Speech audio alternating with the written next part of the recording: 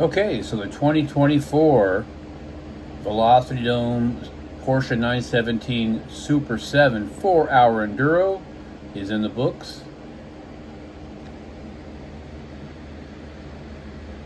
This is the winning car. Let's do a quick review.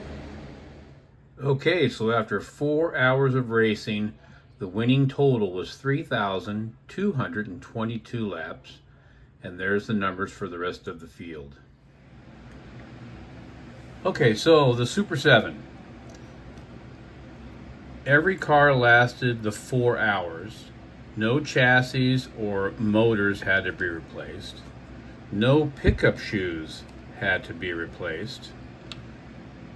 I'm the only one who used the stock pickup shoe. I also used a BSRT O-ring front along with BSRT rear tires. And everything else I used was stock. The only issue that came up on every car was the gearing. The first team that had gear problems happened probably 10 minutes into the race, where their pinion gear went out and got stripped. I think probably because, when you crash a lot and the marshal grabs a car and you want to get going, sometimes it just spins off in the marshal's hand and you spin your pinion off. I noticed that I didn't really have any problems with that until the very end. It was about 50 minutes ago. We run the whole race, and I was starting to notice that there was a little bit of a catch in my gear, and I think it has to do with this little white spacer right here. And I just think it kind of wore out as the time progressed to the point where it started slipping.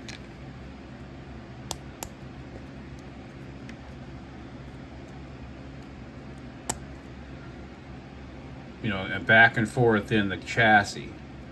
So while one of my other teammates was racing, I went and grabbed another axle and replaced all the spacers in there to give it a very nice little tight fit. So when mine started, going bad and stopped running, I was able to quickly replace the pinion.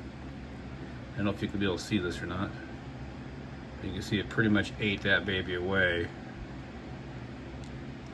And I was able to replace it real quick and get it back on the track when I lost just a few minutes of action. I was real impressed with how these things did their run and how they operated. I mean, we didn't have to replace any pickup shoes. That's just how impressive it is. This car is pretty quick. Most of the other guys used the car that had the gray magnets, the other three teams. And I'll maybe put a picture in that if I can. I did take one. I just ran with the black magnets, and I thought this was just perfect. So I give a thumbs up to Hardin Creek and the making of this car. It's pretty impressive.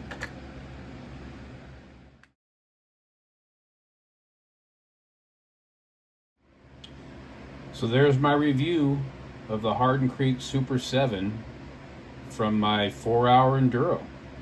Hope you enjoyed this video. Share and like, and if you have any questions, put them in the comments.